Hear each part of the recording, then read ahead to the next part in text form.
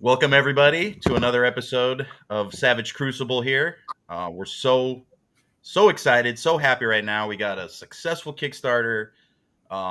You guys are so great. I mean, so many backers. You guys blew this out of the water. So I want to start off by just saying thank you to everybody. And we got some great guests here today to celebrate and talk about Crucible. We got Rob here with us also. So without any further ado, we'll get started and let's introduce our guests. We got Lee Robinson from Australia tuning in with us tonight. How you doing, Lee? Yeah, good, thank you. Yeah, Nice, I'm doing nice. well. It's And then 1 we also o'clock got in the morning over here. 1 o'clock in the morning. He's keeping it savage, And then we also have Nick Whitmore here from England. So this is a very global episode today. We're just worldwide today. Can we just appreciate? Yeah, for Lee it is 1 a.m. For me, it's a very, very, very nice 4 in the afternoon. It's just had a leisurely lunch, having a beer. Oh, fantastic! Enjoying your afternoon tea or like you said, beer. Yeah. We as much as I'm English, I'm not very English. I don't really rate tea. I think scones are shit. I should live in America because I like barbecue and like beer and bourbon and monster trucks and bullshit that we don't have in England. The East Coast is waiting for you, Nick. Nice. That's why I get for waving a sword around. I just unplug my phone with it. Luckily, I put the plastic tip back on it. Oh, you got the tip, yeah. There we go. Yeah. It's good to see you using protection there, Nick. Oh, great. This is the show where Nick goes blind. This is perfect. Yeah. I mean, if I've only got one eye, I still kind of do stuff on the ZBrush. I could have the whole skin thing going on. That'd be wicked. I love Kurt Russell.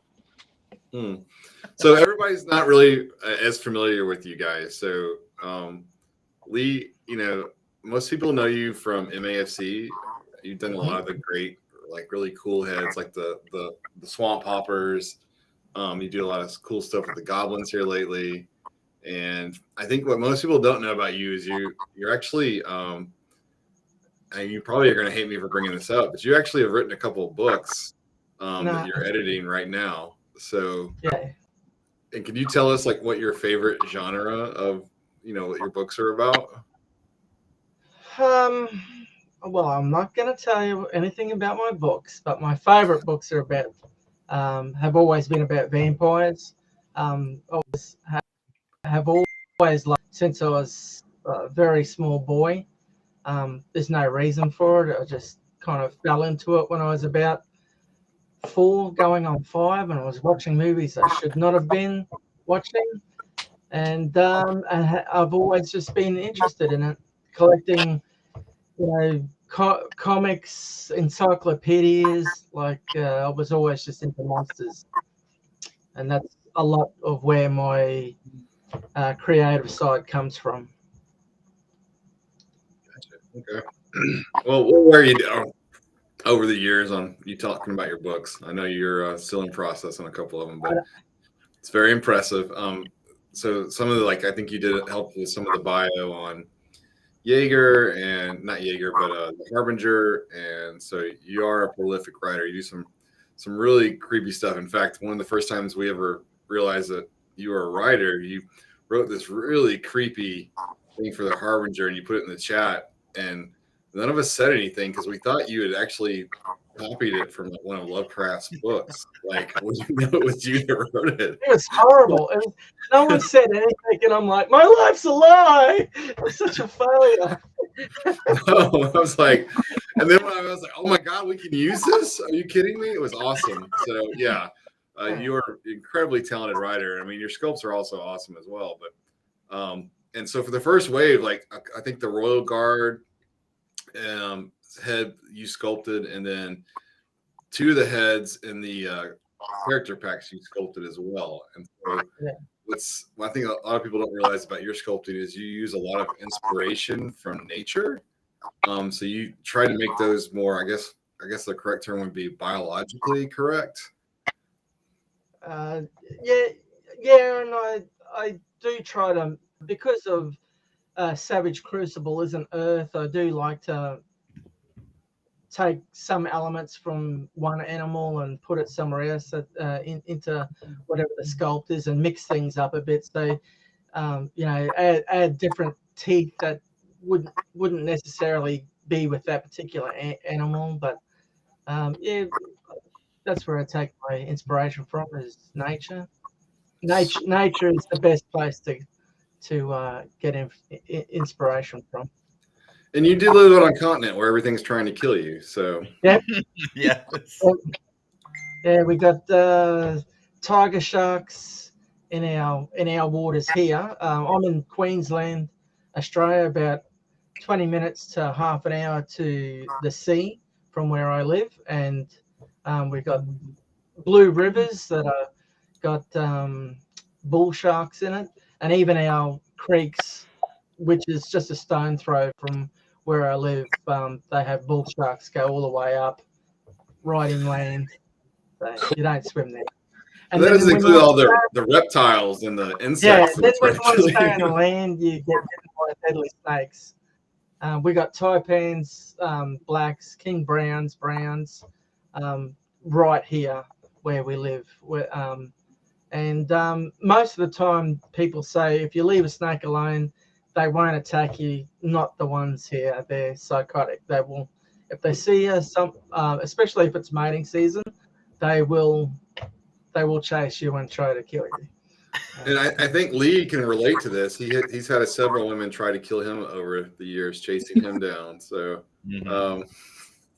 just messing with you. Yeah, your wife is fantastic, Robin, who is a treat, a gem, great person. So, love her to death. So, Nick, you've got a pretty prolific background, and the names of you work for Lego and boss fights, and I can't name them all, to be honest. Got stuff over the years. I used to work at a place out in Windsor, and we did stuff for like Hasbro and character options. So not the cool stuff for Hasbro, stuff like the Monopoly pieces. I mean, at one point my main claim to fame was that I made the cat for the Monopoly set. It's not quite G.I. Joe.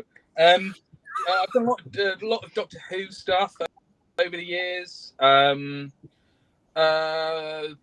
years at Lego, which is kind of cool. I got to make some dinosaurs, which is wicked because dinosaurs rock. I've got to do a lot of the vinyl stuff for Titans over the years. So there was a bit of Ghostbusters, which was cool. More Doctor Who. I've made some cool stuff, but I've also made a lot of what I refer to as landfill, like dolls of JLS and like the Sugar Babes and like bouncy balls faces on and that kind of shite. And you just you forget you've made it. I remember what you were sculpting when I first approached you. You see it and you're like, I made that piece of shit. Yeah, the first time I talked to you, you were in Princess Hell. That was you're like, I want out. It's not, For someone who really loves kind of like gothic horror and like really sinister, really gross stuff, making kind of like fairies and princesses and ponies and unicorns and shit is just made worse by the fact that that's all that my 4-year-old daughter likes. So I'm like, do you want to watch She-Ra? She's like, no.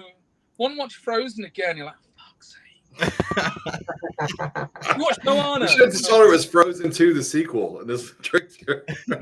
She got mad at me the other day when I told her Frozen 3 was coming out, and that was, that was like better than Christmas. She was like, oh, and I was like, oh, fuck. Now I'm gonna have to go to the cinema and see it. Yep. You dug that grave, Nick. Yeah, I dug that hole for myself. I did. I was like, shit. Yeah. Mm-hmm. So I think Nick, you had a question for Lee that you were going to ask him. Hold on. Shit, it's gone.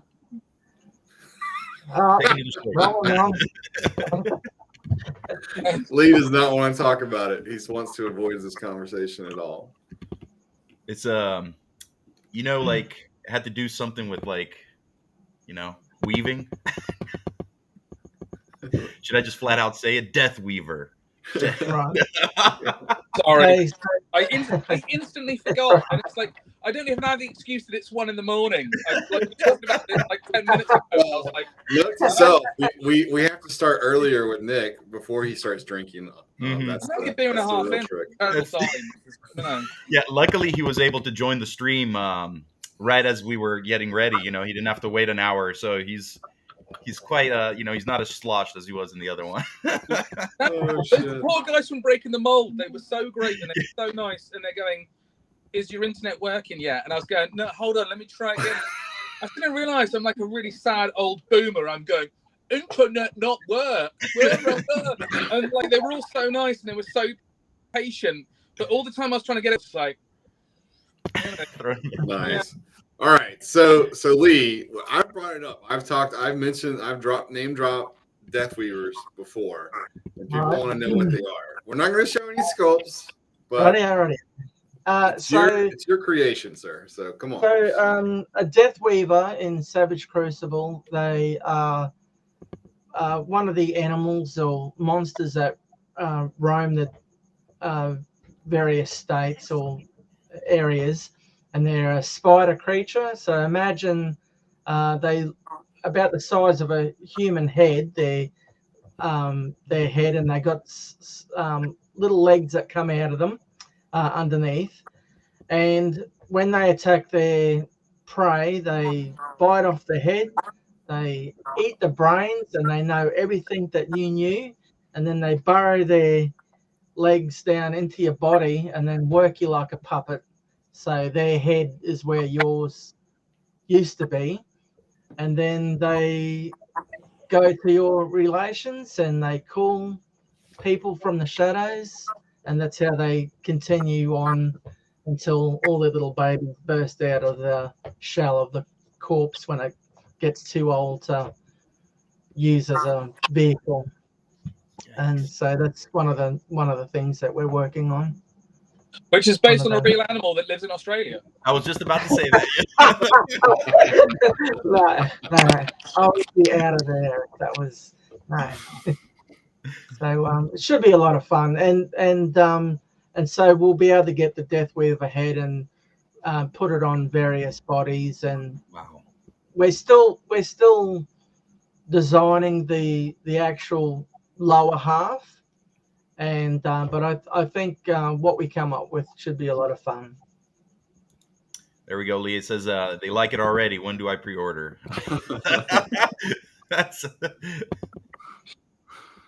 Yeah, well, I think it's going to be really cool because the way we've got it designed so far is that you pull the head off a Death Weaver and you can put it on any figure, and then you can actually use extra heads and put them on these little Death Weaver things. And so I think the part that I liked when you were originally describing it is, so Death Weavers have multiple eyes, but whatever host body they take over for a little while, they kind of display the characteristics of that. So if the body's really hairy, then the head will be really hairy, but trying to trick other prey. And so if they attach to like a Lemurian body, then their head kind of mimics more scaly.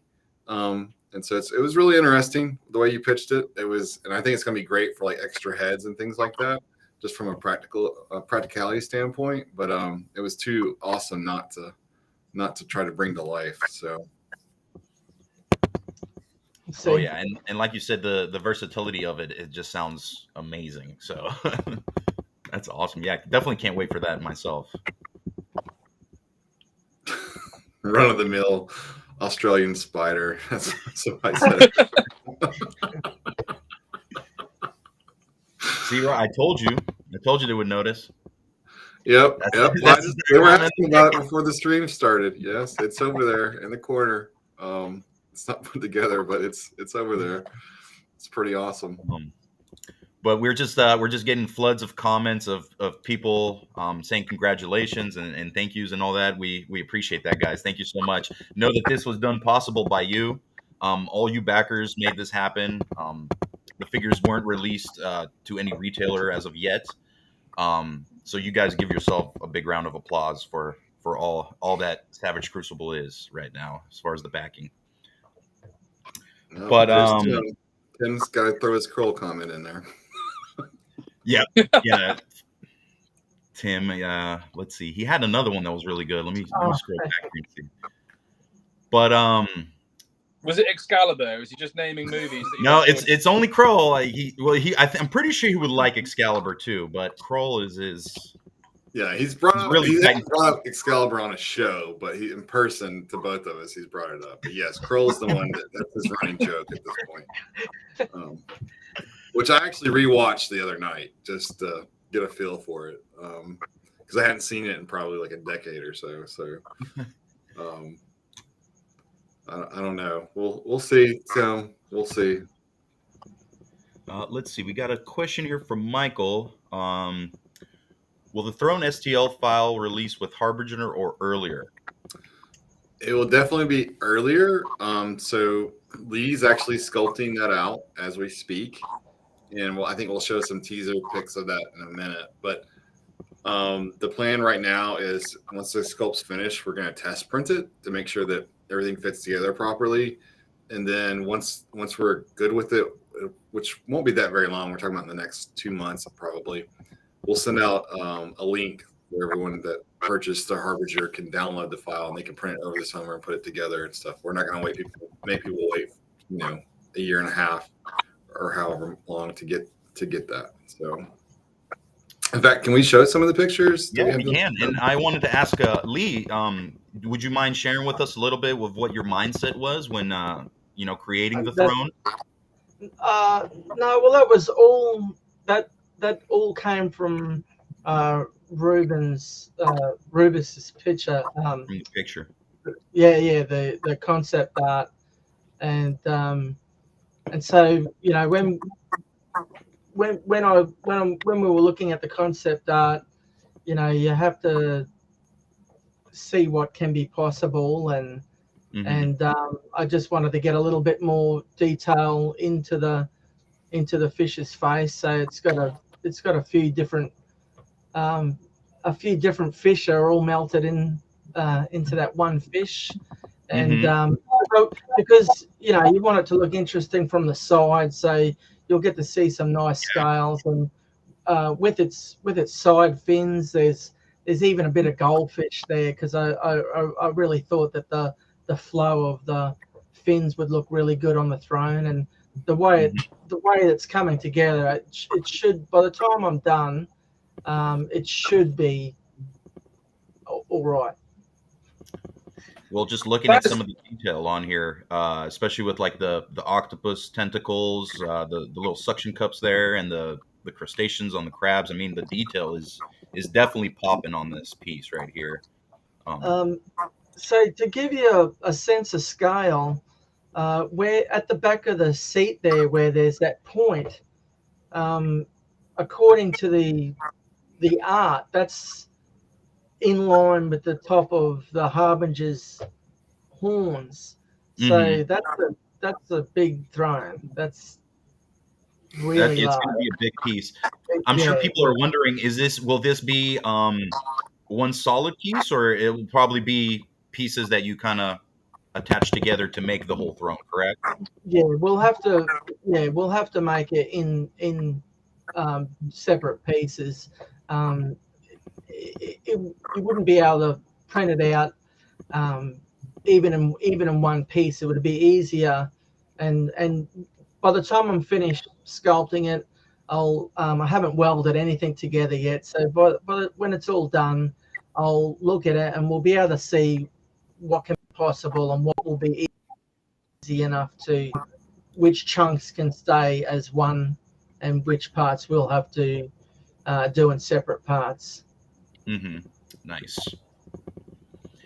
I remember, and I don't know if this was said, but Rob was thinking about possibly having those. Let me go back to the picture so I can bring it up. That fish head on the throne, of those possibly maybe being removable.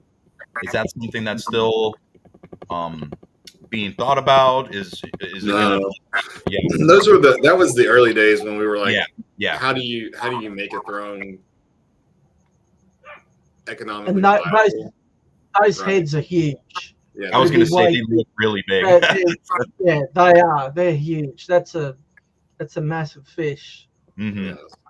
And I didn't show the side, but that fish, I would hate to meet it. It's mostly head, and the body kind of curves around like a horseshoe facing forward a little bit. But I mean, when you look at a lot of those deep sea fishes, they are mostly head, and they're just designed to grab their prey and then cram it down into their little stretchy bodies. But, like Qui-Gon said too, I'm sure in the Crucible there's always a bigger fish, right? Yeah. But it's a fun piece. I'm having fun doing it. Yeah, the sunken throne should be pretty good. It'll be all right. I think it looks fantastic. I love that you're like, it'll be all right, and it already looks awesome, and we've seen about like a quarter of it. I think it's going to be fantastic. Well, that's always been Lee's problem. Is he's like, it's almost good enough, so I'll let you see it. Like nothing's ever been good enough for anything he's ever released. When I'm finished with the, because I want to fill in, I'll have to fill in parts underneath the fish, because obviously you won't want too many overhangs, but you don't just want to cram a lot of things in there. I'm still designing parts that you can't necessarily see on the art, but you can't see what the sides of the chair look like. And once I'm done with the tentacles and the fish and the claw and what all the other wonderful things that was in the drawing, Rubus drawing. Rubus drawing. Then the last part will be working on the chair, and I've as you can see from that picture, I've blocked out the chair, but once I do that, I've got some script to do some writing on the chair. Should be pretty good. And then at the end, on the concept art, there's a picture that sits right behind the Harbinger, and so we're toying with whether or not we keep it as that or use a particular symbol for the peoples of the abyss or their deity or whatever. So we'll decide that at the end, but that'll be the little cherry at the end for me. I always love when you get to the end of a sculpt, and because it's many parts, and you put it all together at the end, and then it's like that one last little piece. It's always very satisfying when you get to the end and that's it. It's done, and you can abandon it then. So. Good enough for Lee. Do whatever is there to do what he does. We have a good question here for Rob. Michael asks, when you build a test shot or a piece, are you looking as a FDM print or resin? I've never actually printed an FDM, so I don't even know. The answer is resin. Well, we print everything in resin, but I don't understand the question exactly in terms of an STL file. I thought was just an STL file. Maybe I know that like in a lot of the software that we use, our software generates the supports for us. And so I know when the questions was, will the STL file come with supports? And the answer is no. So that's just based on the software that we have access to based on the printers that we use, because our printers are a little bit more expensive than the average desktop printer that a lot of people have at home. and I know that those I mean, in printing, software is a huge component of the cost, and so one of the reasons why those printers are so cheap is that they don't come with a lot of software availability, so it's not very user friendly. So when we release the part, like I plan on giving people a couple of different websites that they can go to be able to upload the parts and then pay for the parts to be printed. And I know additionally there are a lot of fans that'll be able to print these for people. I'm sure they'll charge a price for it to print it. So I don't know, given its size, I don't know that every printer will be able to print this.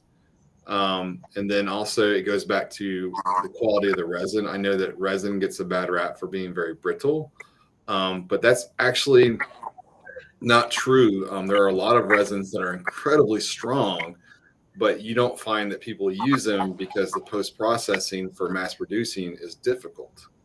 And so going with one of these more, I guess you would say, serious 3D printing companies, that's a 3D printing service, they'll get you access to other types of resins that are incredibly strong and can hold up well. Now, they're a little bit pricier, but because they have the different post-processing. So,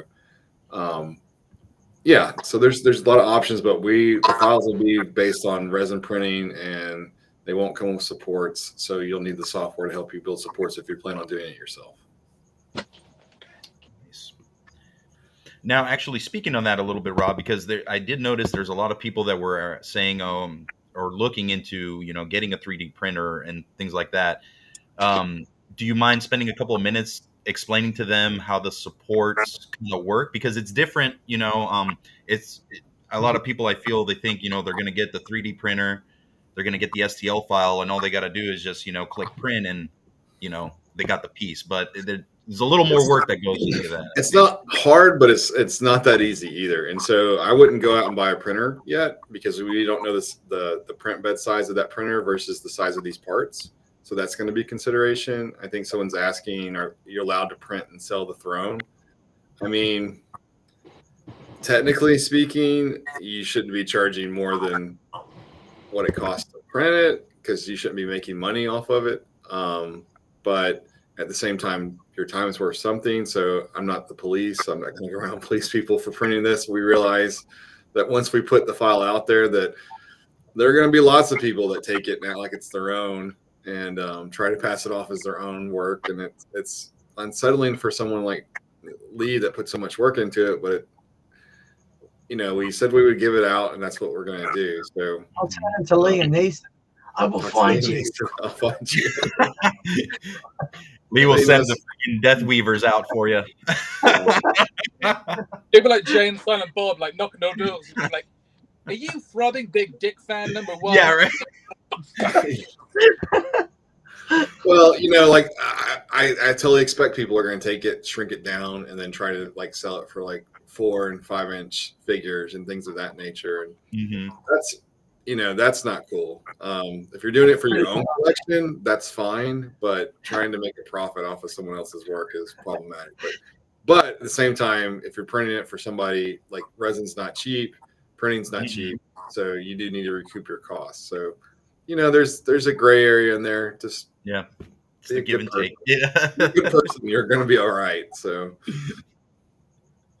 nice. And then we have one more question, Rob. Will there be options for more STL files for the line? That's a really good question. And in general, most of us are their opinion, we don't like to put out STL files out there. There's problems with that. But I do like engaging the 3D printing community. We fully expect people to make third-party parts for the figures. MAFC will probably make some on a limited run third-party parts itself. So maybe, it kind of, me and Steph talked about the future of MAFC and where we want to go with it. And it's a big part of the community, and I enjoy it. I enjoy seeing people's customs. I know that a lot of people want to get into 3D printing or are into 3D printing for their own basis.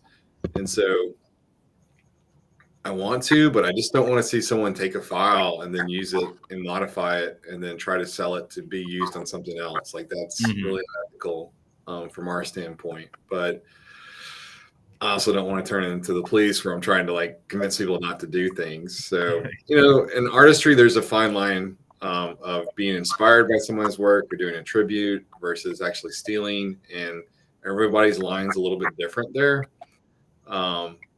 And I'm not here to tell anybody that they're wrong about where they place their line. So, or toe the line rather. So I don't know. We'll see. It's some pretty, some of these things are pretty cool ideas, but they're actually expensive to make. So if you think about it, like Lee, probably going to spend a month sculpting this thing out. Like it's an entire month of sculpting that you guys are getting for free, and that Lee's purchased the Harbinger. And that's a lot of effort to put into something that you give away that people might misuse. So, Very and true. I'm not even, I'm attached to it, but Rubus and Lee are way more attached to it than I am in terms of how much soul and heart they're putting into it. So, and I am the slowest sculptor on the team, though.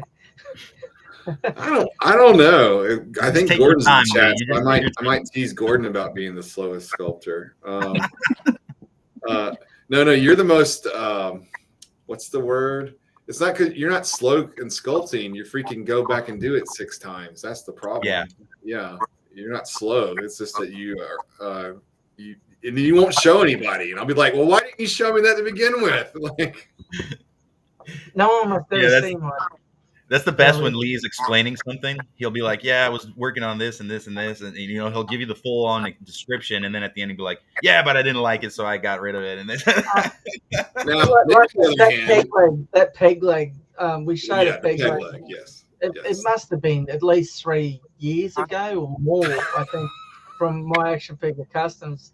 And then with me, I start something and then I get another idea. I'm like, oh, I'll just move that to the side and I'll start this. And then this year I thought, I was doing a peg leg. I'll get that out and I'll do it again. I'm like, it's rubbish. So I had to start it again. Yeah, exactly. The tentacles, it made way for these new tentacles. So I didn't like the old tentacles. This is true. This is that it did fruits and labor. Now, Nick's different. Nick just shows up with a figure. He's like, hey, I sculpted this. I thought it'd be awesome. I'm like, that's perfect. That and actually we speaking of that, we have a good question here for Lee from Tim. He says, in your stories, do the vampires have great backdrops like you do behind you right now? That's what the whole 2 books is just about this backdrop. And the reason why I have these ridiculous backdrops is because see everyone out here. I mean, Rob's got his office there. Stellath has got his nice room there. Nick's got his collection. I've got 25 his vintage years. Playboys from 1980. I've got 25 years of toys behind me.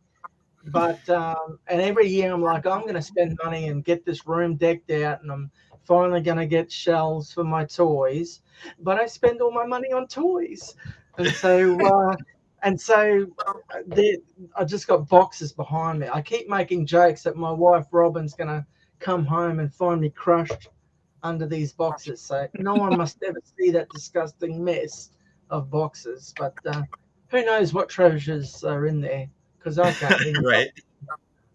Yeah. But now I really want to have a look. Can you not just like pull the curtain back a little bit? No, it's just boxes. You won't know what's in there, honestly. Honestly, you won't know what's in there. Hopefully, if I can scrap some pennies together, I'll get this room done. Robin has been saying to me, look, measure the room and we'll order some cabinets for them. But being in Australia, you don't know how good you've got it in America with cabinet, or even you, Nick. You're in England, aren't you? Mm-hmm. Yep. Yeah. So even those cabinets, I see everyone's wonderful collections, and they're always in these lovely cabinets. We've got IKEA here, I think is. These are all IKEA. These glass ones are all IKEA. Yeah, but what you get there may not be what we have here. And I could make some nice polished shelves. I used to work in a woodworking environment. My trade was a French polisher, which was a antique furniture restorer. And that sounds like a very strange euphemism, a French polisher. Yeah. That's... hear the turkey sounds. Anyway, Ooh. but the thing is that the whole collection would be covered in dust in no time, and let's face it, I'm not going to dust it, so it'd be a horrible mess. And then, skin cells. It just... you know, and I love figures that have, you know, it might be a horn that goes on their hip or a tankard, or, you know, all those little parts that go on the figures that make it more believable. And you pick something up and you drop it and it's gone. So I love the idea of things in the glass cabinet that you can get out and have a bit of a play with and put them back in their nice, safe place. But at the moment, they're all safe in boxes. It's actually to the ceiling. It's to the ceiling. Plus, they're in the bedroom. Oh, it's a mess. All right. So, I've got a bunch of empty boxes in the bedroom, and my missus is not happy. Well, I don't. And I come in, I'm like, you know, I've got like a 2.5 foot long box for like King Ghidorah, and she's just like, no. And I'm like, the box is worth money. You must appreciate it's worth money. You know. Robin keeps telling me to buy some nice clothes, but I've got nowhere to put them. My cupboard's full of boxes as well. They're everywhere. So Nick, tell us what's your next figure that you really want to sculpt for Savage Crucible? Oh, you can pick man, anything. There's so many on the Savage Crucible site that I would love to have a look at. Anyone who hasn't had a look, go on the Savage Crucible website. There is a whole page of concept art, and there is some incredible stuff there. I mean, when Rob first talked to me about this, he sent me it was the Harbinger, the first picture of the Harbinger, and I was like, that is the coolest thing I've ever seen ever. I really like the dragon. There's like a humanoid dragon guy who's really awesome. Massive goat dude. I would love to make the massive goat guy. We've still not tackled the giant like crab guy, and I think the giant crab brute would be wicked. Especially if you've got articulated claws and you can like crush stuff and grab people by the neck and things. I mean, as much as I feel like other people should be able to have a pop at the Cult of the Abyss, there's part of me now that just wants to make every other part of the Cult of the Abyss just because I love them. I don't know. Fair, very fair. The crab guys, he's high up the list. Yeah. So Lee, what besides the Death Weavers, what figure do you think you would most like to bring to life if you had any choice of yours? I don't know why you ask me these questions, and I despise that you have asked me that on camera. I don't like saying I'm going to do something until I've done it. I just said, what would you like to do? I'm not forcing you to commit to anything, Lee. I'm not playing these games. You're not my real. That's it. Signs off. I'm not playing these games. I'm not playing your games, Rob. You've messed with my emotions. I'll tell you who I'd love Nick to sculpt. Some awesome vampires. That would be in armor. And have some of them with humanoid vampire faces, and then some that are getting more beastie. Would be more bat-like. That would be yeah. Mm-hmm. Now let me ask you guys, since we're on the topic of vampires, what is, and Lee, you can go first, Nick, you can go after Lee. What is like your ideal vampire? Because you can have like your traditional kind of like, let's say like Nosferatu style. You can have your Clive Barker's, or like regular Dracula.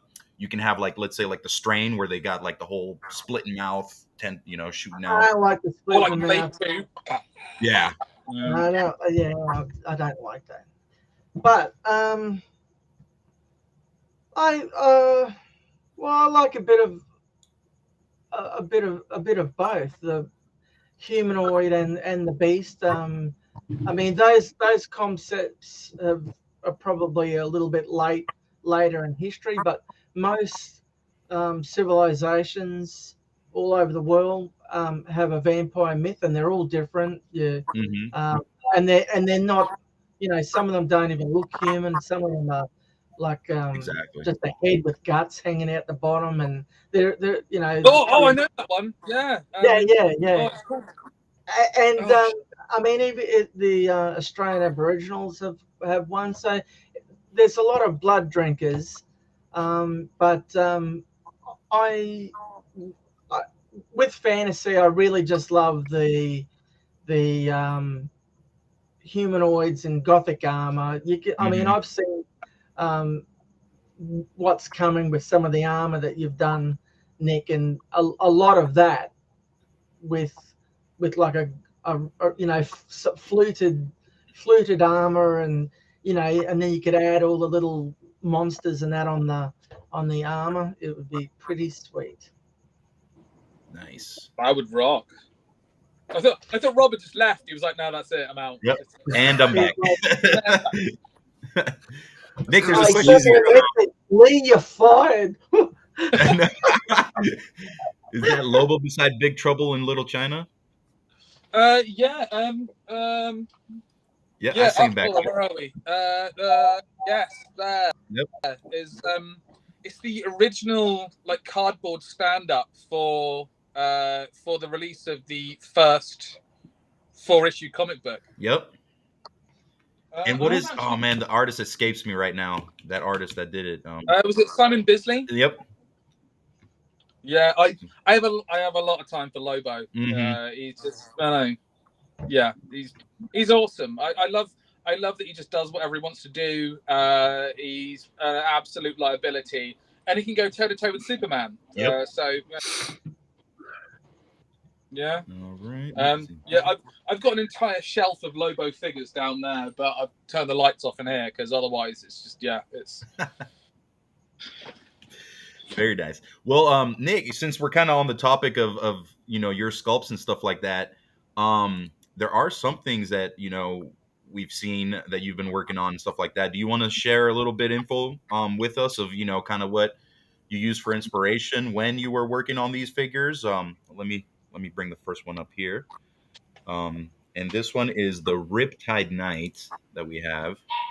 Well, this was based straight off of some of the concept art that Rob's had done. Mm-hmm. Well, I can't remember his name. His name's like Tanis. Well, we'll get to that. Yeah. Yeah. This was based. It was like purely off of some concept art. It was like again one of these pieces of art, and Robert just sent me the picture and went, "Make this," and I was like, mm-hmm. Yeah. It's just so enjoyable to sculpt this stuff because I love armor. I love fantasy stuff. I think I love like fantasy stuff more than I love like sci-fi stuff. Mm-hmm. But at the same time, I love the historical influences that go into it. So if you kick back to the previous picture without all of his armor on, if you look closely, you can see that basically all of the leather straps to attach his armor are facing forward so that he is someone who can get into the armor on his own. Because a lot of medieval armor, like the European armor, all of the leather straps come forward so that the guy can get it onto himself without having someone else dress him. That's right. Yep. Nice. But I mean, this guy.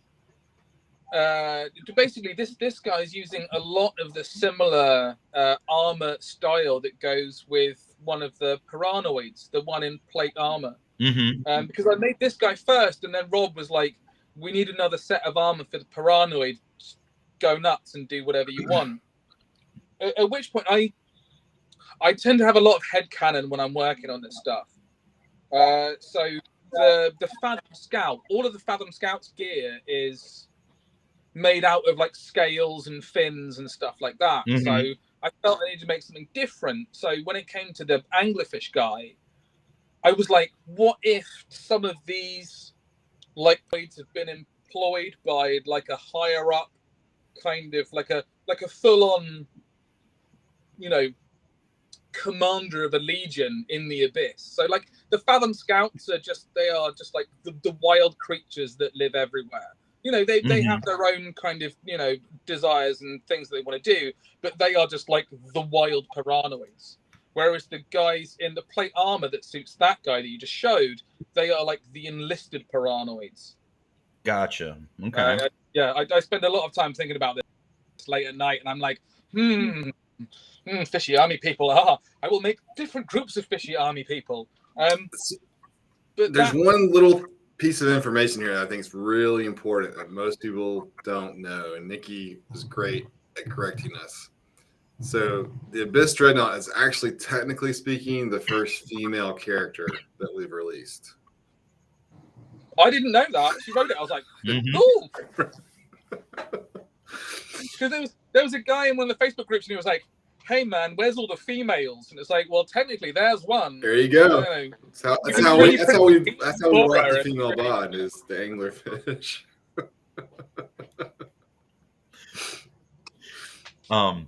Well, technically the lizards could be female too, right? Because quick to point out that they could actually change sex if needed. But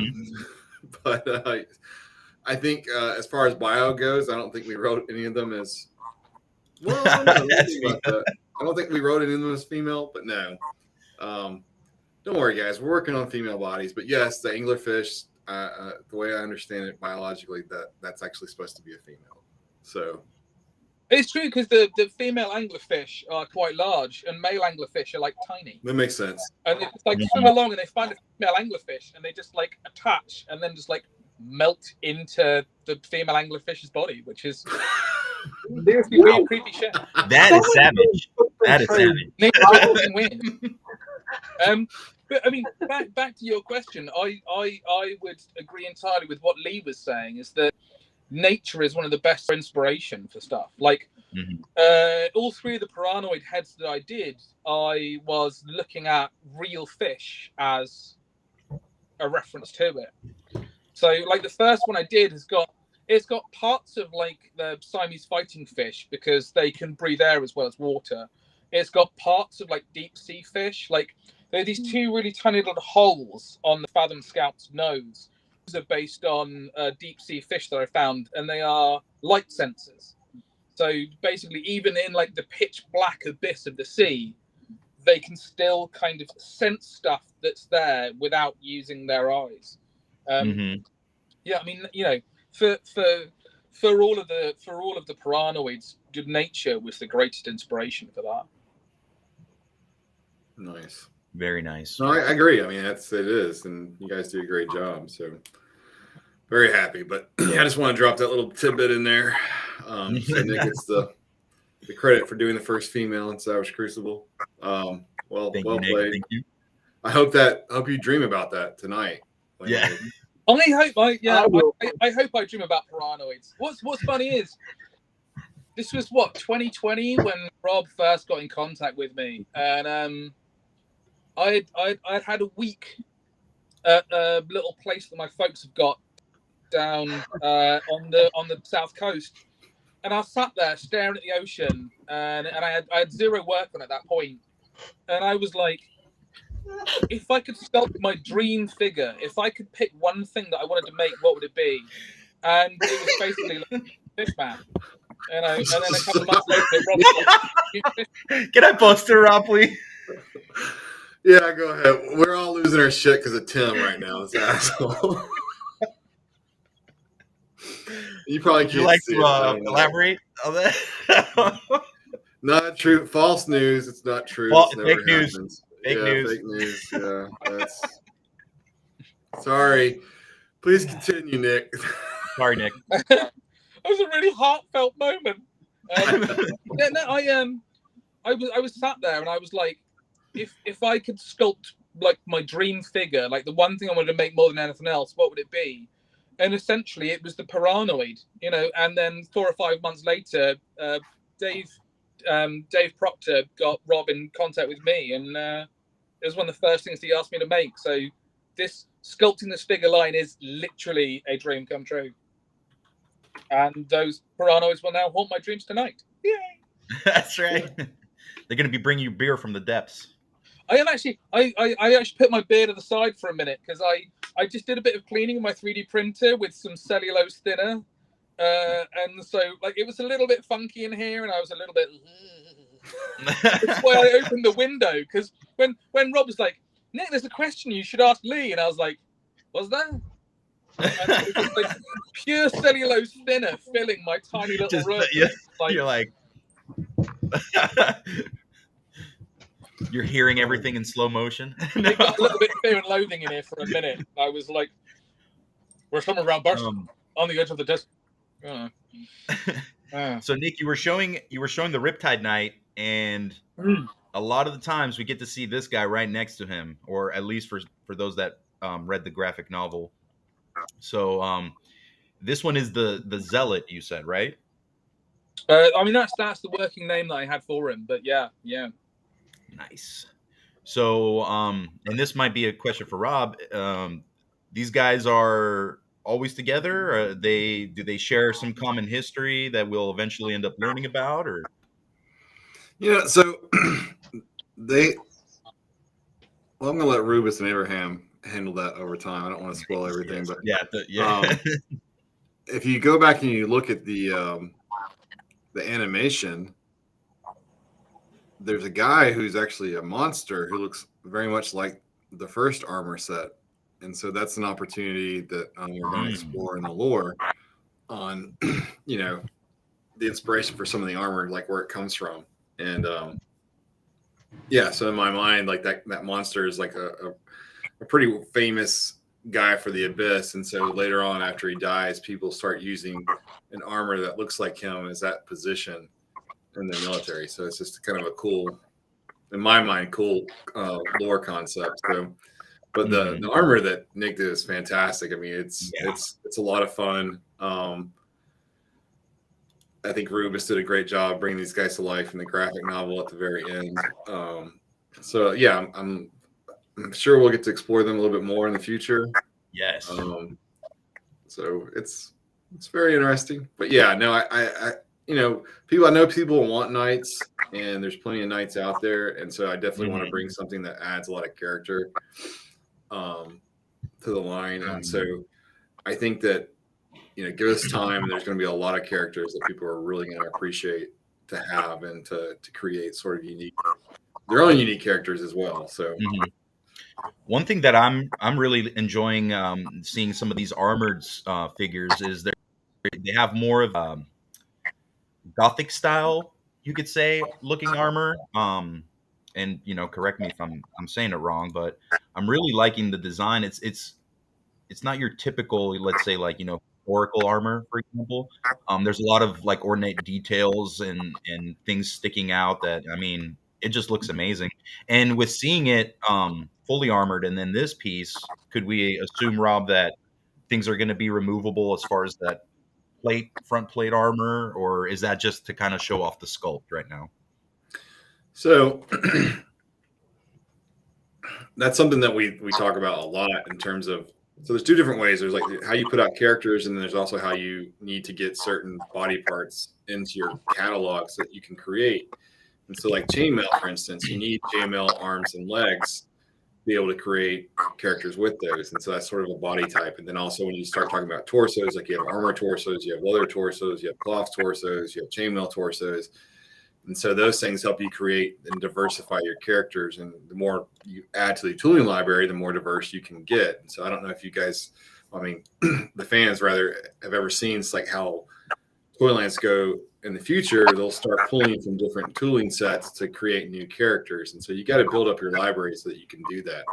Not to say that you won't put in more new tooling, but you got to have just like your core base. So that first figure with the leather torso and the chainmail, that's a great example of a core base to go from. So the other guys that have those big chest emblems, yes, there's a possibility that we create where you can pull them in or out. Now, whether or not they're glued in or not, it'll be, that's a manufacturing decision that we have to come to. But that's the idea behind this, is like you creating these library of parts that you can mix and match over time, and not just between characters, but in between the actual idea of the characters you're trying to make. So if you think about, like, great example here is like the lower abdomen is leather. Well, nothing says that you can't get a like chainmail or an armored upper torso to put over that leather and create a really good look, right? Yep. And so what's unique, and you guys, when you finally get the figures, you'll get to pull them apart, but like the bicep is actually a very easy, that bicep tricep piece is a very easy piece to make. It doesn't require too much tooling, and you can make a lot of those very quickly. And so you can actually make it where you have different armor for the biceps, tricep area to really create like different looks. So that's this, where our mind's going and where our direction's going at the moment. Very nice. Trying to see. There we go. Yeah, loving it. Loving the design, Rob. So, Nick, man, we got one more we want to show, and this one is. Let me find the picture here for you. Drum roll, please. Oh, look at that. Of course, I can't find it now. Rob's like, what's next then? What's he done? Yeah, right? I was asking this morning, I was like, can I show pictures of that other guy? And yeah, right. Like, no. Don't show that. No. So this is one of this character's called an acolyte. So yeah, that's the working title for him. Yeah. Very nice. You want to share a little bit of info on this character? I mean, again, it was based on concept art that Rubus had done, and it was one of those things that, like, the more I worked into it, the more I found things just like gelling together. So, like his head, the concept art had him with his hood up. So, like, the tentacle face and like the little kind of like the skull-like nose was part of the concept art, but there was no reference to what was underneath the hood. So I was like, oh, I'll base this on a Nautilus, because Nautiluses are cool and weird, and I love them. And also, like, super duper prehistoric. Like, Nautiluses have been around since the time of like the dinosaurs. Yes, sir. But funnily enough, this is one of these things that Lee was talking about earlier. It's like you work on it, and then you go back and you see it about 2 or 3 months later, and you're like, nope, completely rework it. And so I'd sculpted it, and all of the skin was smooth. And I went back and looked at it, and I was like, it's not really going to take paint very well. So I did with the entire thing. I accentuated the eyebrows a bit, because if you look at like the Pacific octopus, he has these killer like eyebrows that are like up here. And then I just retextured the entire thing so that hopefully, if someone puts a bit of a paint wash on that, it'll really pick out all those details. But I mean, one of the things that was in the concept art was this repeated kind of octopus motif all over it. And so I put that into his band braces, into like the greaves on his legs, onto like the knee pads. It's just like there's this constant motif of like the greatness of the cephalopod. Is it cephalopod or cephalopod? I thought it was cephalopod, and then I heard someone say it, and they said cephalopod, and I was like, and Nick, you would have to be here to answer that question. I'm sorry, Yeah. that's our biologist on staff. But another great part that I don't think you mentioned is the detail you went into on the armor in terms of the pitting to make it look like it's been exposed to all this seawater over time. Oh yeah, that's. I mean, poor Rob. He's just he's got all of these people doing stuff for him, and he's trying to juggle them all. And I'm messaging him in the middle of the night, going, okay, so this bit has been weathered by seawater, but all of the Harbinger stuff hasn't been weathered because gold doesn't weather when it's underneath. And Rob's like, yeah, great, dude. Yeah, fantastic. Just roll. Yeah, fantastic. It's bedtime. I'll talk to you tomorrow. And I'm like, okay. But no, those are the great like ideas that like we never really talk about, and people don't realize that like that's like we actually come up with reasons why things are the way they are. I mean, not everything. Sometimes there's throwaways. Like I don't know why we did that, but that really was a real conversation that we had, like about the Harbinger staff and things like that. Like it was made out of gold and or gold plated, and it wouldn't have the pitting that this other armor would. So, I mean, it's so tempting to cover stuff in texture because it looks so nice and it takes paint so well. But when I was looking at the concept art, I was like, of all people, like the Harbinger stuff's going to be made out of gold. It's going to be some premium stuff. At which point, I went straight on the net and I was trying to look at how the stuff would be weathered, you know, after a couple of 100 years under the sea. Because I kind of felt like, were they made for him, or are they like heirlooms and they were given to him by like a greater giant tentacle beastie? And looking at it, like, you know, they're finding gold in the Mediterranean that's been under the sea for 1,000 years, and it looks like it was made like a year or two ago. It's amazing. I'm a massive nerd though. That's my favorite figure, that one. Well, Plus it's symmetrical. because it's Acolyte? Rob knows how I feel about asymmetrical stuff. and you're the one, but you're the one doing a peg leg, and you're talking about symmetry. Okay. Yeah.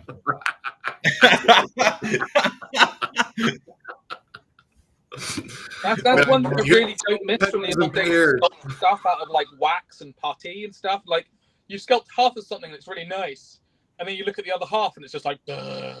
And you're like, oh, shit. Like, sculpting half of someone's head out of wax is really easy, but making the other half match is a nightmare.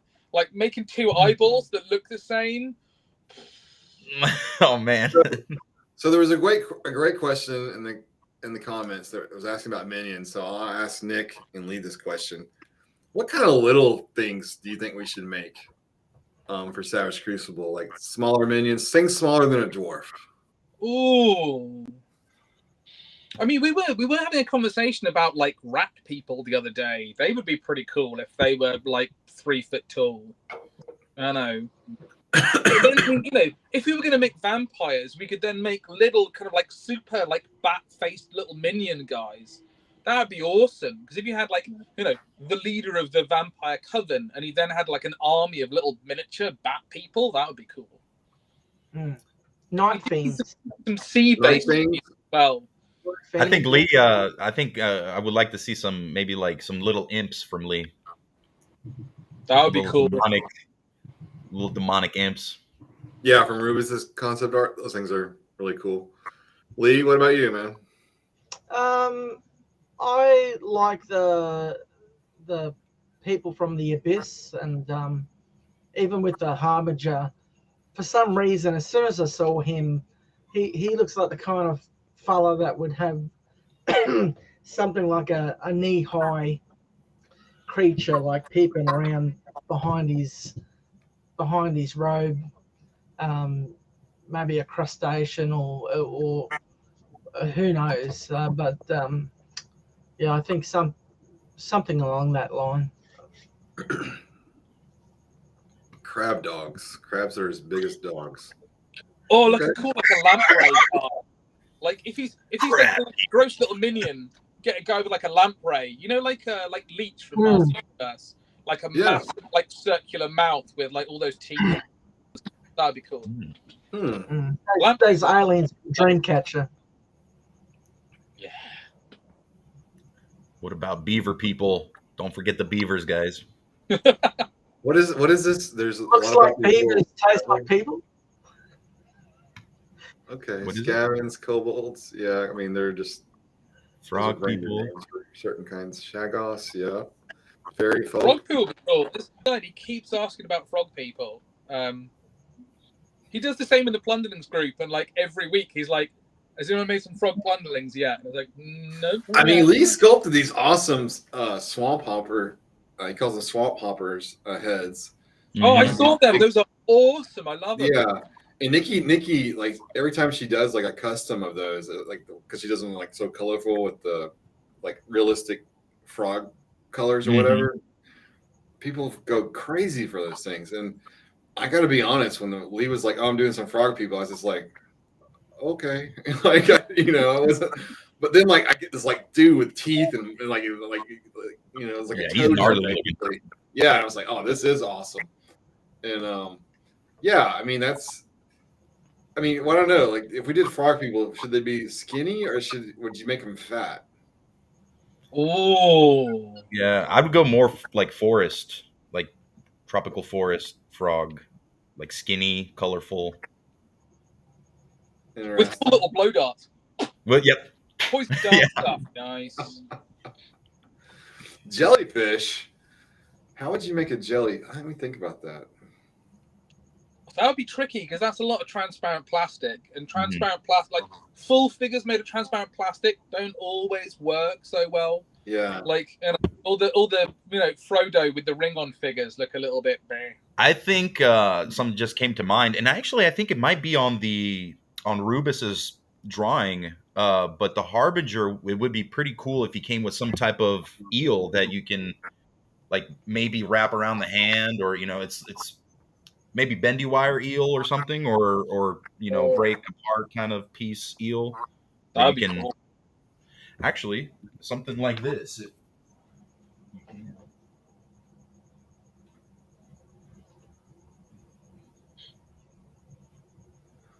Horseshoe crab mount. Yeah, a hammerhead shark would be cool. I know when we were talking about minions, unless it's changed, but we were thinking maybe only 3 or 3 to 5 points of articulation, because they're only like small figures, and so that'd be. Yeah, I think you could do 9. I think you could do like single joint elbows and knees, and then just rotation at the shoulders, and you could do like hip pegs or whatever with the legs attached, and then a swivel joint at the head. I think you could do 9. That would be relatively. Because I was looking at what was it? I think Sam and Max by Boss Fights. They have like whatever that rabbit dude is. He's relatively small, and the joints are really, really super thin at certain points. Not too thin, but just they're really small. So that was kind of giving the idea that it would be still feasible to do about 9 points of articulation. So that's what I was thinking about since we had that conversation, Lee. It's like 5 comes across as a little too Star Wars or retro card, I think. But 9 about right. I think you can get away with that and still make it reasonably. But I think the smaller you go, or also there's that whole price point concept where it's how much are we going to use the sculpt? Are we only going to use it 3 times, or do we get away with maximizing the body, like up to 6 or 9? And if it's just 3 times, maybe we have to go 5 points. But if we think we might be able to get like 6 or 9 of it, then we go up to 9 points of articulation. So getting the Spawn Gravedigger when I was about 15 or 16. And in all of the promo art, he just had like the one little bendy demon, but they'd made 6 heads for it. So when you got it, he came with 6 different bendy demons, and they all had the same basic body, but 6 different heads. Oh man, that blew me away. I love that so much, having all of those different demons. So it could be that if we made like a basic articulated body that was like humanoid but kind of lean, like almost like Gollum-esque, but like a little bit more like muscular but kind of weird and creepy. Then we could use a bunch of different factions and just put loads of different heads on it. Well, that's my biggest problem is like we're really great at like all the evil stuff, but heroic is so much harder to pull off. Like, because you want like awesome heroes and awesome like really cool stuff. It's like the problem with fairies. Like, I want to make them really cool, but not like overly. Like, how do you make them really cool without being cheesy? Like you don't want to cross over to the She-Ra spell, spectrum. You want to keep it still in the spectrum, and so that's But the great thing about having a massive army of creative people on the team is they come up with some really great stuff. So I don't have to worry about it. I just put it out there, and then everybody throws their ideas out there, and I'm like, yeah, that'd be awesome. So, baby demons, demonic Oz like munchkins. I feel McFarlane had done something like that, or if I remember back in the Yeah, day. the horror Oz figures. Yeah. That they did. Oh, Yeah. those are cool. Yeah. I remember that the lion was crazy. He was all battered and like he had like a spear hanging out of him and stuff. Crazy stuff. He was wicked. Pixies, love that. Snakes. Demonic everything. A long time ago, Rob and I were talking about making like gnomes, but we're like, how do you make them cool without just making them look like a garden ornament? Mhm. We never really found a solution to that. Oh, Nikki's got like all these images. She's all about some badass gnomes, and so that'll there'll be something. But I was also looking at evil gnomes as well too. Mhm. Don't put a drunk smile on them, and they'll be fine.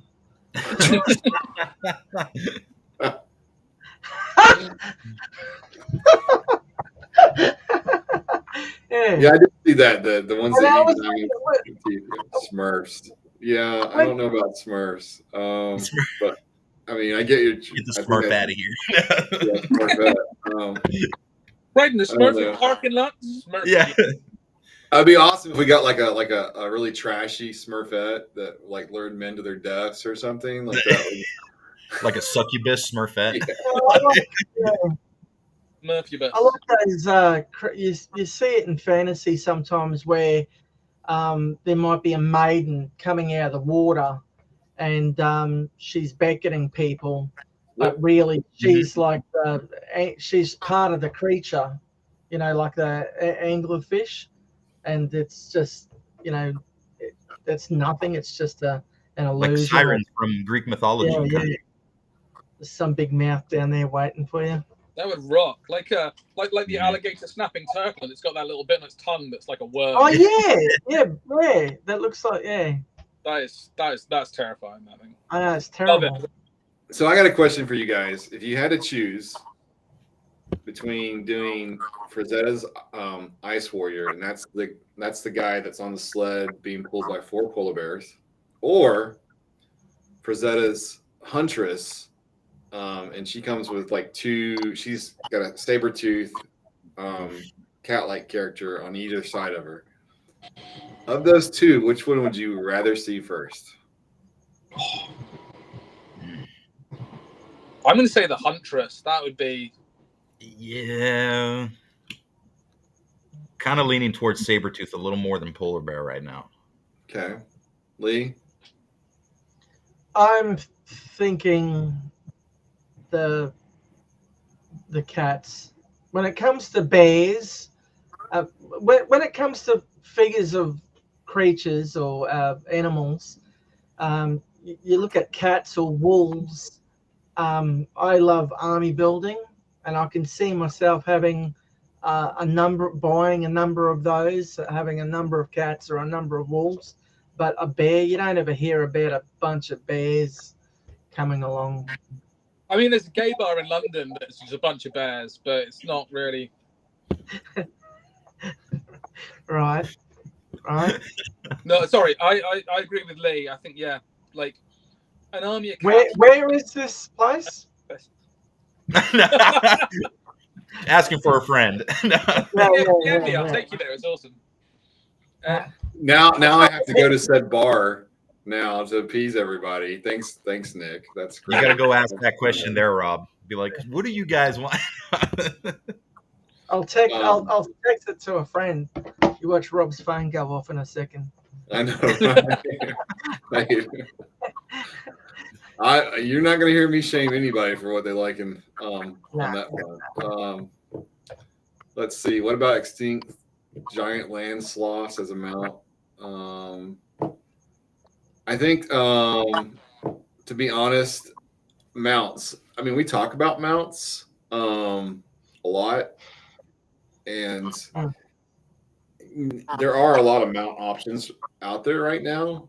It's one of the reasons why we're not doing like the death. It's one of the reasons we're not doing the death dealer out the gate, because we want to do them with the horse, and we feel like that's kind of saturated between like the 3 different, like 3 or 4 different horses out there right now in the 6 to 7 inch scale. So, and mounts are pretty big, and my personal feeling, and you fans can tell me if I'm wrong here, but my personal feeling is that there's so many other areas that our collections need attention in. And I feel like from smaller characters to diorama, like smaller diorama pieces that really just add character to your shelf. In fact, like I was talking to the factory yesterday about putting lights in certain pieces. And so one of the examples is like Lee's dead light that he did for MAFC. You know, we have this stone disc with a pile of skulls on it, and we made it where it comes with a tea light that you put inside and you can turn it on, it flickers or whatever. And so not exactly the same thing, but sort of the same concept, because I feel like those are the kind of pieces that really in your collection add a lot of character to your shelves. So I'm not saying we're not going to do mounts. I'm just saying, like, as of this moment, like the biggest focus outside of just creating more characters is A, getting females, and B, those sort of minion / companion creatures. And I think we can go big on companion creatures like the saber tooth, for example, or like great, like battle danes or whatnot. But that's sort of the mindset I have right now. But if everybody thinks that's not the way to go, we'll certainly listen. I think that battle dane is going to be really awesome. Yeah. And I mean, with that body, you could do other things with it as well. Hellhounds or whatever.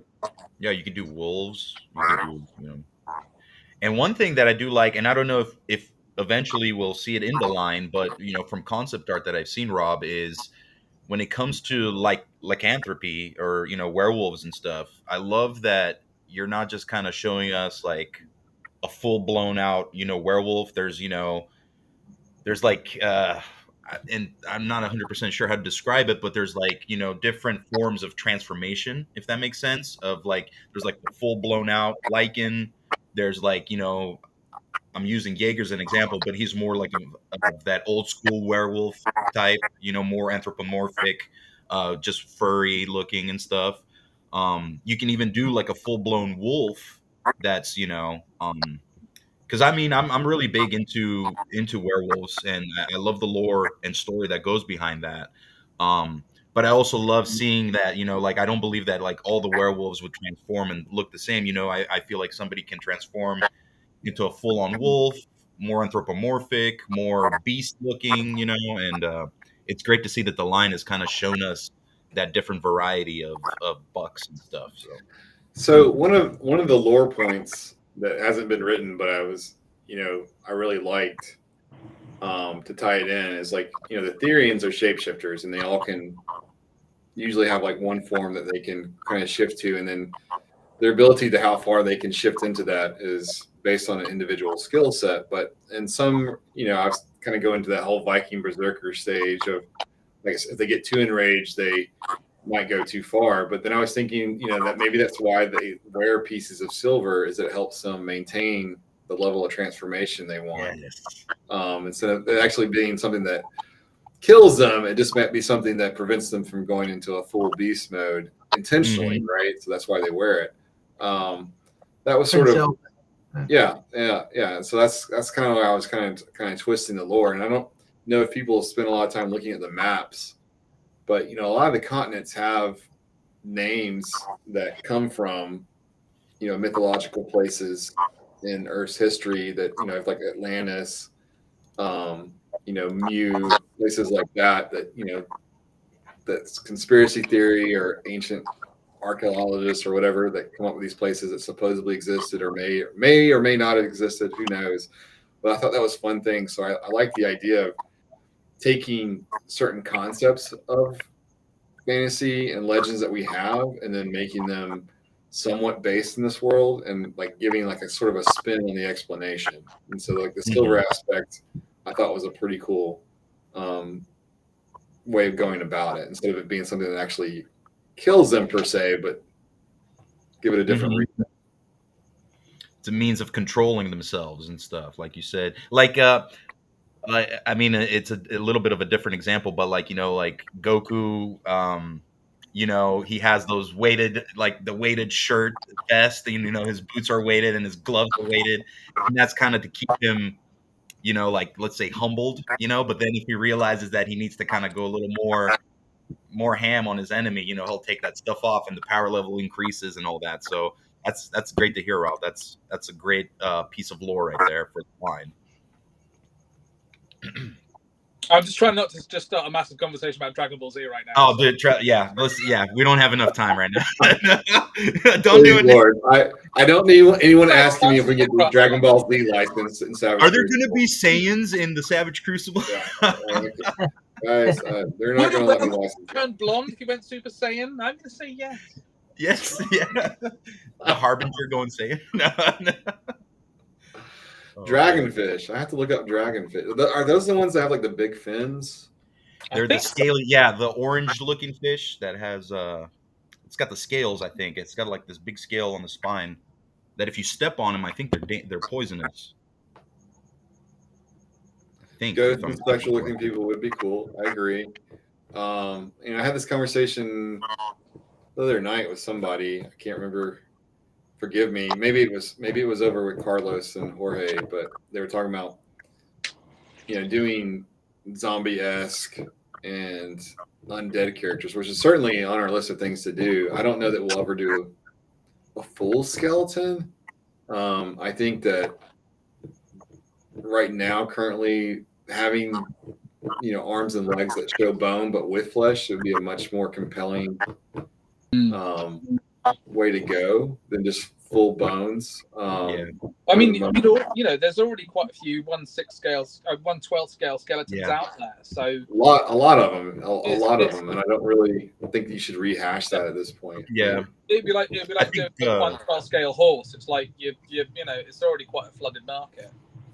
Yeah, good ghoul undead warriors, I think, is what is needed in fantasy figures, I think, because the skeleton, like you guys said, it's been overly done, and I also feel too that if you're gonna do a skeleton like that and you incorporate armor with it, make that armor kind of look like it's degraded alongside with the flesh. I think that's one of the most challenging aspects of it is the deterioration that goes along with somebody that's reached a skeletal form. It needs to kind of, maybe it's nitpicking for me, but I think it should go hand in hand. Let's see. Love the ball and chain warrior. We got some more people tuning in, showing love. Thank you guys. We got Tim with the mummies. I knew Tim was going to say something about mummies. He wants mummies. He's so repetitive. Mummies alive. He should be happy with that. There we go. He's got some mummies alive figures. They'll have spring-loaded rockets.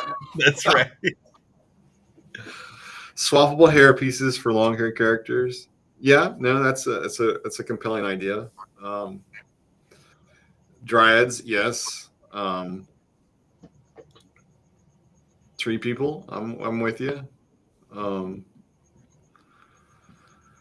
Mummies. some love on the mummies, man. There's something that Rob has had concept art done of that I'm still really looking forward to seeing someone do, and it's like the guys made out of rock. They're like they're not quite like a stone golem. They are just like people made out of magma, and I'm really looking forward to someone sculpting some of them because they just look cool. Like, yeah, I really want those characters, really bad actually. That's one of the first characters that actually have some 3D concept art. I don't know if it's on the website or not, but I don't think it is, because I had a look at the 3D concept art today just to see what I could and couldn't send pictures of. Because I was like, I'll send pictures of that guy. No. Yeah. No, Nick, no. Very excited. Mate of mine the other day was like, have you been tested for ADHD? I was like, no. He was like, I think you should. No, look, guys. I mean, the fans are great, and they are savages. They're like ravenous beasts that have never been fed, and very I'm true. Sure they'd be happy if we gave them stuff every day, but we do have to keep some stuff back and tease later. I mean, you'll thank us. I know that we talked about revealing some of the dwarf stuff, and I mean we put up a YouTube video, an entire someone was nice enough to do an entire review, Toy Bro, of the dwarf check model that's painted. And there is more dwarf stuff, but we don't want to spoil everything. Yeah. So yeah. Weapon sets, forge, blacksmith figures. Yeah, actually, that is something that we talk a lot about. Making sure that we feel like, especially with dwarves, you need to make sure that we give parts to characters so they have like a theme. And so Nick actually did a head with some mining goggles and there's a pickaxe and a lantern that goes with that. And so yeah, we are that's definitely on our concept. Another bigger piece that I'm thinking about maybe potentially bringing to life is Matt O'Toole's table with the coin bag kind of thing. Like, you heard that, Tim? Cool diorama piece that I might be willing to make into actual production, so long as Matt's okay with it. But I think that could be a really cool piece. It's all about price point and things of that nature. So when you're looking at the tooling, making sure that it's feasible and that you can reuse it enough, that's important. But the goal is also to do like one piece a year that we know that we're probably only going to use one time in a tooling piece. And that's okay, because you can sort of make those unique pieces. You just can't do too many of them, because that kind of gets wasteful. Very wasteful, because you can use that money towards more parts for figures. Mm-hmm. Treasure chests, yes, I'm with you. Let's see. Giant oversized spider crabs as sea hounds. That's interesting. A blacksmith anvil. We're on the same page. I love that Dio piece that you did for the Excalibur, Lee. That rock. That was a great, really cool item in my opinion. How you could pull the sword out, and a great sculpt on that sword too. Yeah, the pieces like that I think are really cool to do, to add a lot of character. I wouldn't mind doing like a stone box that is the length of a sword. You imagine someone, has to, a MacGuffin. They need this particular thing, and it's kept in a stone container. And then you could actually take it out and take the actual piece out. So you could pose your figures holding the stone box that it goes in. Just little things like that. I think they really add something a little bit more to the collection. So it's, I think you use that, and you can actually use that and take the sword out. It's the how they used to make sword molds, like in the Conan movies, like pouring the molten into it. So that's a cool concept to have a dual purpose there. There's a ton of people commenting Pegasus horse, and you guys are all speaking right to my heart, because I'm waiting for Rob to sculpt some Atlantean Greek style figures. So that's what I'm looking forward to the most. Well, trust me, Rubus puts a lot of Greek influences into concept art. So all that up. It's only fair. It's a big part of history, right? At least Western history. So we got to figure out some way to mute him. Entire Savage Crucible crew to go to Greece for a couple of weeks for research. I'm your guy. No. Look, the last time I was in Greece, I put on a stone in 1 week. I ate so much exactly. Yeah. Those are some great beaches to get some research done for sea creatures and stuff, Nick, right there. Yeah. Right. Oh, this is a great question right here. Any Japanese influence in the future, samurai-esque? Yes. So that is very important, is that we bring in other cultures from history into it in some form, right? And so like we talk about the sci-fi aspect of Savage Crucible, and we talked about this before, like in terms of if a guy comes in and he has technology, the problem with coming to Savage Crucible is you may not have refills on whatever resource you have. So if you think of it from a cowboy standpoint, you've got a pistol, revolver, but you only got the amount of bullets that are on you. Once they're done, they're done. What use is the gun? And I say, well, I guess you put it on the end of a club so you can beat people with your pistol at that point. And so you will see remnants of technology and influences from other cultures that starts to thrive. So will you see a full-on just samurai character? I don't know, but maybe you see a samurai that's been living in Savage Crucible for 20 years and how he might have adapted to that. That seems like a really great concept to bring to life, personally.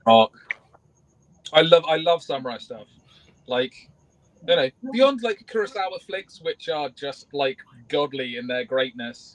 Like, I actually got really upset the other day when I got the Jitsu from the Master Universe line, and they made like a whole load of like really horrible mistakes on it. Mm-hmm. And I was like, I'd waited so long to get like a Master Universe samurai, and I was like, So what the, like, you know, murderous right hand, but then they put his sword on his left hip, and it's like, well, how's he going to get the sword out with his left hand? That's not going to work. He literally can't take a sword out, you know. And then they made the sword like blade side down in the sheath, and I'm like, no.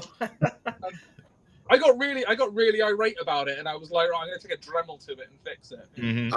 I do agree with some of the comments. Like, Hindu culture has a lot of great characters. I agree completely. And even our concept art, our 2D concept art, there's some stuff from South America that I hired an artist down there, and those, I love those designs. So we're definitely going to bring those to life. And yes, Egyptian, Mayan. I think those are all potentials to bring in. And you don't have to do it all at once. You can, sprinkle it in to get there.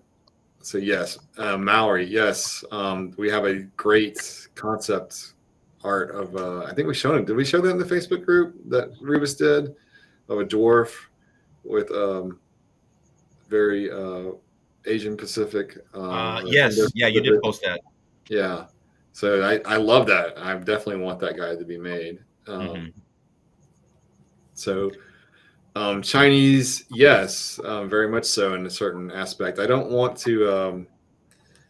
When we talk about this, I always talk about it in terms of, in my mind, to give everybody an explanation. I want to take the elements of it and make sure that it's in Savage Crucible and that you can see it, but it's not like you're trying to copy an historical figure. Like, I don't want a samurai that just looks like a samurai. I want it to be a Savage Crucible samurai. Same thing with all those cultures. Like, you're using those influences to bring it to life, but you're still making it fantasy based and creating a little bit of a flavor to it. Exactly. Yeah. Oh yeah, I'm a big fan of cryptoids. Yes. I saw someone ever said an armored Sasquatch, which was a pretty awesome idea. I get dibs on that. Sorry. I'm also like a massive nerd for cryptozoology. When you were talking about werewolves, I was trying really hard to not be like, do you listen to Dogman Encounters? Because there's like, people are seeing like 9-foot tall wolves, and I was like, This is the true problem with Savage Crucible, people, is we have too many ideas. That's the real problem. We need Not enough time. Chupacabra that actually looks like the Chupacabra instead of that like adorable big wide-eyed kind of like fluffy thing in the new Netflix movie. With wings, yeah. Because we made a Chupacabra movie. I was like, this is gonna be awesome. I watched the trailer. I was like, no. Nah. He's called Chupa, and it's like a large kitten with like fluffy wings, and I'm like, oh man. Guaranteed 0 goats are going to get sucked in that movie. No, but it does suck. Yeah. It's going to suck, but not in a good one. The Chinese dragon guy, his name is Talus. Yeah, I love that character, and yes, he does. He is. That's such a lovely bit of artwork. That yeah, really I'd love to see Medusa. There's another one. Did that. The Egyptian necromancer is a Egyptian necromancer. Okay, I like that. Full-length mirrors that illuminate. Maybe does something magical depending on what is shown in its reflection. I'm a little. My mind went to a dirty place there. So, will we see other characters than Human from the first graphic novel? We'll see certain races that are represented in the graphic novel that I think people want. I don't know if we'll necessarily do those characters since they're dead, but it's a possibility. I don't ever count anything as dead. Mhm. Um, Big spoiler right there. yeah, want to tell which ones, right? Dragon bone weapons. I love that idea. Yep. So, of course, Tim would approve of that dirty comment. Yeah.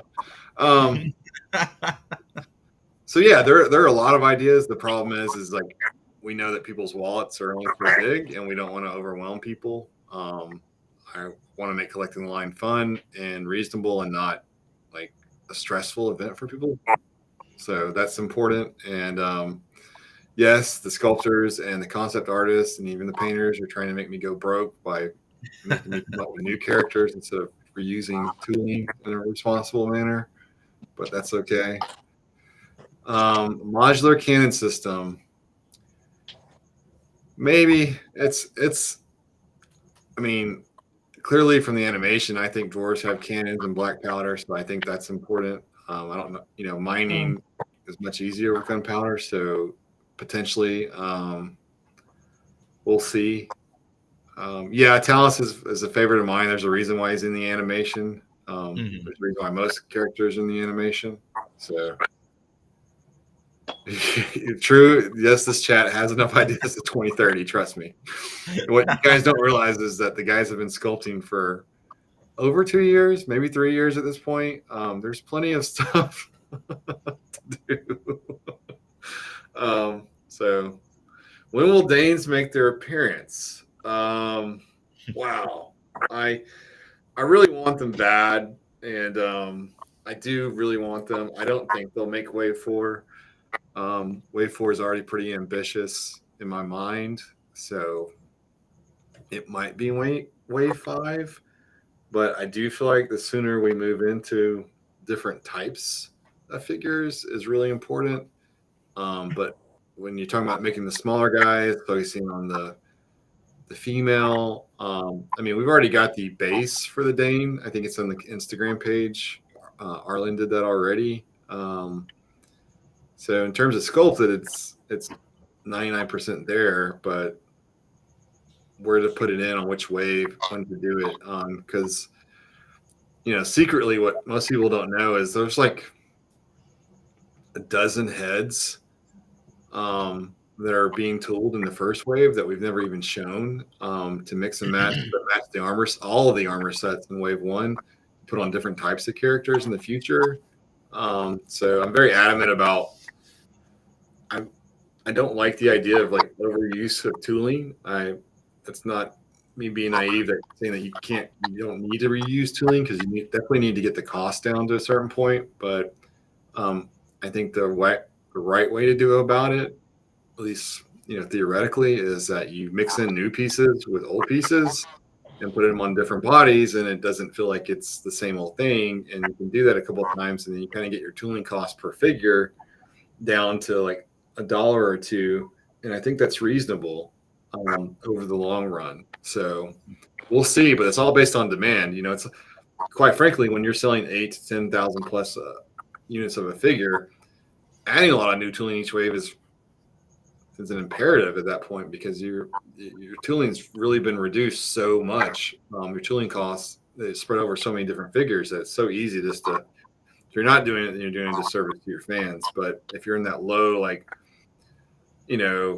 2,000 sub 1,000 range, like that gets really expensive. Like your tooling cost is extreme, and you have to reuse it to try just to stay afloat. So it's a balance. But the Kickstarter was great. There's a lot of fans, and we'll see how the retail sales go. And yeah, so we're very hopeful rather, that the line's going to be very popular. And I guess that, since I've been going on for like probably 5 minutes at this point talking, sorry guys, I'll go ahead and tell you guys that the retailers domestically, it'll probably be about a month before you start to see that. We've had a lot of retailers reach out to us, and I can't tell you who's going to or not going to put the line up. And I don't want to mention any names because that's not the right thing from a business standpoint to do morally. But we'll put out all the information that we need for them. And we'll see. And once they do, we'll put a list out there of everybody that's going to do it. I think in China, they're already up for pre-order, or they're going to go up for pre-order today in China. And then, I forgot to schedule a call with a Canadian company that wants to be a distributor as well there. So that's something I need to write a note down on. But yeah, so that'll be coming. But domestically, look for those in about a month. We're still working on trying to create a window to potentially offer wave 1 at a higher price point direct before manufacturing. And so there's different ways I can go about it. And I'm trying to make sure that people know that they have time to buy things, and I don't want to put a lot of pressure on them. That's why we put so much emphasis on, if you're short on cash, focus on wave 1, because I know that we're going to offer wave 2 and wave 3 again in the future for a slightly higher price point. So the UK, I don't recall anybody reaching out from the UK. There's a UK Savage Crucible group, and I'm being asked in there like on a regular basis. They're like, "Is there going to be a UK vendor?" And I'm like, I can't say yet. Yeah, I think I have a line on 3 potential people in the UK in terms of being retailers, but I don't think anybody's reached out to us from the UK. Has anybody else in Europe reached out, Rob?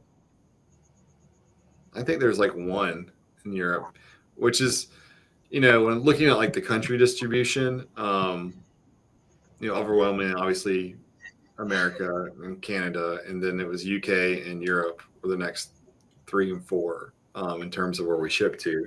So plenty of demand there. I imagine maybe somebody in Germany will pick it up.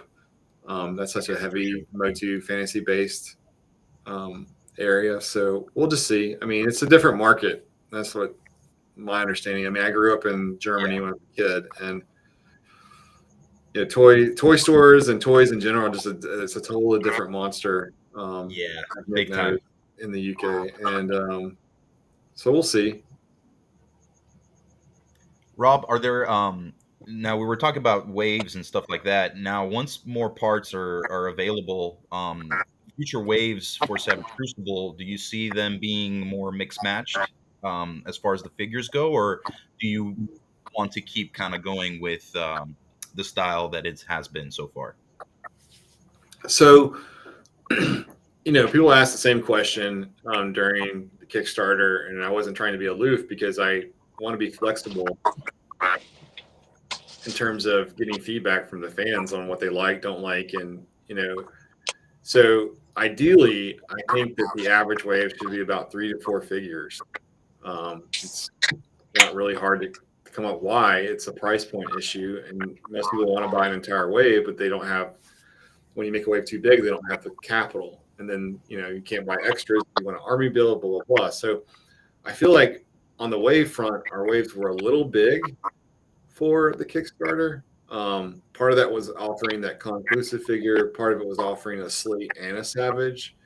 And the other thing that we learned is, the slates and the savages were really popular. And the slates were way more popular than I thought they were going to be. But I don't think that I need to offer a slate and a savage in the same wave. And so I think I can alternate that successfully. And I think that that can be something you offer every other wave. And the idea being that, you keep something in stock for people to be able to purchase. And that's not to say evergreen, like the concept of evergreen is not real, guys. You can't keep something in stock perpetually that doesn't exist. But you should be able to keep stock for 2 to 3 months of something before it just completely runs out, right? I think that's a reasonable goal. Now, getting that's kind of hard. You can estimate all day long, and you're always going to be wrong with an estimate. But we did learn that we think 4 figures is the right thing. To answer your question, still, the idea would be to at least have 2 different types of figures in terms of body types. So instead of doing, like, say, 4 reptilian-based characters. Maybe you do 2 reptilian and 2 dwarfs. Just an example. We're not putting reptilians with the dwarf wave. Don't worry about that. Right. We have other body types that we have to get out before we revisit a wave of reptilians. So yeah, that's the idea per se, is to mix it up a little bit. But I can't tell you enough. I know I'm long-winded as hell, guys, so I'm sorry, but it's a big deal when you do what your factory asks you to do in terms of not overburdening them and making waves too big or too complicated. It's a lot easier to get your stuff and get it quicker if you listen. So that's really important to us. And so while doing 4 characters that are completely unique in all of our tooling is possible, if we were going to do that, we'd probably go down to 3 figures to make it more feasible for the factory to do. So that's something that we're looking at.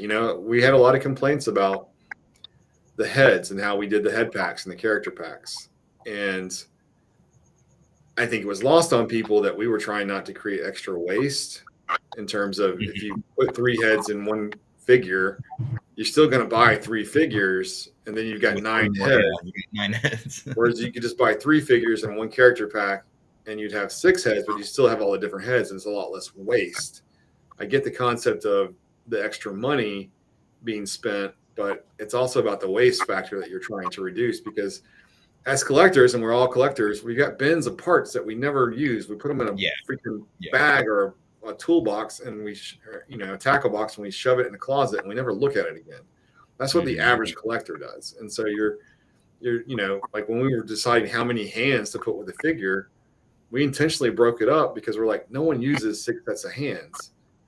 There's the popular hands, and then there's a couple of hands you want as extra just for like 1 or 2 characters is like ideally what you're looking for. So yeah, unless they're I always said, unless they're like a spellcaster or some type of magic user, you don't need more than like 2 pairs or 4 pairs of hands. But that's great, and it's so nice. It's really nice, Rob, to hear being so transparent and to see how you're kind of trying to keep the whole engine moving right. From the aspect of the fans, from the aspect of the factory, from your aspect, from the artist helping you with this line. I think that's been one of the greatest parts of this journey with this Kickstarter of Savage Crucible is, you're very open about how the whole operation happens. And I think that has opened the eyes of a lot of the supporters, because a lot of people, they don't really know all that goes into producing toys. They just think like, okay, here's my money, give me my plastic crack, so it's always great to kind of hear, the behind the scenes of how everything operates and stuff. So thank you for sharing that with us.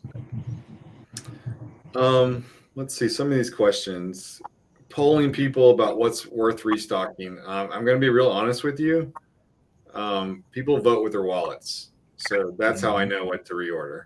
If I do a reorder, that's what people initially order is truly what dictates. Because the problem with fan voting is there are a lot of trolls out there that do things for their own amusement. I guess they don't have a lot of time or too much time on their hands, so you have to be really careful with that. But I get what you're saying, and we do love interaction, and we do read all the comments. And even though we may not necessarily have the time to comment on them, I do sit here and read all of them.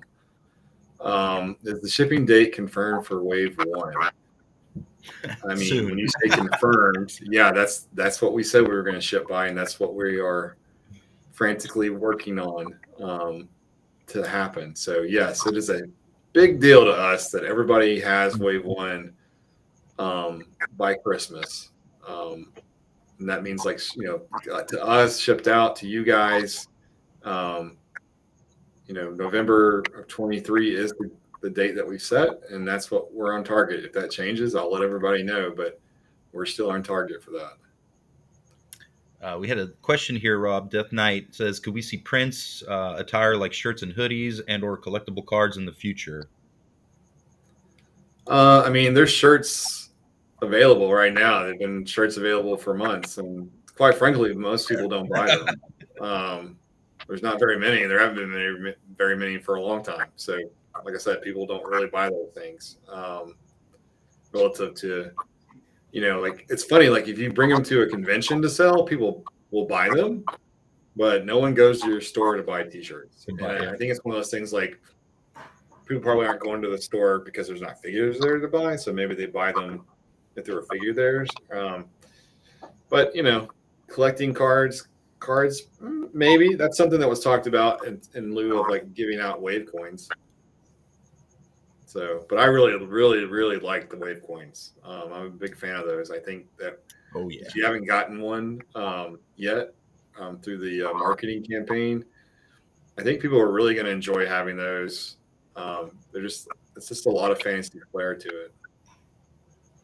Can that be used as currency to purchase waves from you, Rob? I don't want to be responsible for the shipping costs. Those things are heavy. We had a question here, and actually somebody asked about this earlier, and it skipped my mind. There was a question about the graphic novel. For those that missed it during the Kickstarter, will that be available again? So great thing to talk about. So the antique silver decoder coin, the dwarf coins, and the graphic novel will be shipped out hopefully by the end of June, if not sooner. In fact, I'll place the orders for those this week. I will place an order for some extra graphic novels that I'll bring to shows, but we were transparent that was during the Kickstarter. So, you can lose a lot of, like, first of all, graphic novels are expensive in terms of paying a writer, an artist, and then a colorist to have made. And so, I think Bobby Vela talks about like his comic book actually loses money. And so does the graphic novel for us. It hasn't made a dime, it hasn't even broke even. And so one of the best ways you can even lose your ass is if you order a bunch of them in print and then they don't sell, much like the T-shirts that I have. So those are things that when you do, they take away money from future tooling for new parts. So you have to be very mindful of where you spend your money in those terms. So no, that's why we were very transparent about there'll be an opportunity to pick them up if you come to one of the shows, but no, we have no intentions of doing another run. That might change in 5 years, but it's not going to be this year. And also that, and I don't know if it still is available, but it was offered as a digital download on the Savage Crucible website for a good amount of period of time. Is that still available on there, Rob, for people to download, or no? Yes and no. Like the link to it, you can't find, but if you have a previous link to it, it's still good. I just forgot to put it available back up on the main website. I'll do it sometime this week. So yeah, the digital download will never take down. You'll always have access to digitally download it. There you go, guys, if you need it. All right, cool. Well, we're approaching the 2-hour mark here, guys. I would love to be on here all day and talk with you guys about this stuff. Honestly, I can't get enough. But thank you, Nick. Thank you, Lee, so much for tuning in with us today and sharing some information with us and letting us know about you guys. Anything you'd like to close off with, Nick? What I'd really like to see is in a few years when we have the first Savage Crucible convention, we will make the throne that Lee has sculpted at 1:1 scale, and people can sit in it. And we can all sit on it. Yes. Oh, that would be serious. I'm so down. What's back? Yeah. This is very uncomfortable now. Angle. Yeah, right. Down it, trying to Lee, something you want to leave us with? No, I just want to thank everyone that supported the Kickstarter and just sharing it, and the fans are just amazing, and I'm just glad to do my little bit to be part of the team. Oh man, thank you. We're very happy to have you, Lee. And actually, also too, a quick announcement for all the contests or all the contests that we had while the Kickstarter was live. Rob has not forgotten you. All the winners throughout the whole Kickstarter for all the contests we did, Rob will get to shipping out prizes. Now that the Kickstarter's over, he'll get to that. So anybody who won, just be patient. You'll get your things, as Rob gets to it. So, because Rob right now too, the Kickstarter might be over, but Rob's got a lot of stuff to do now. So we get to sit everything will back. get figured out next Rob 2 is weeks, guys. crunch Promise.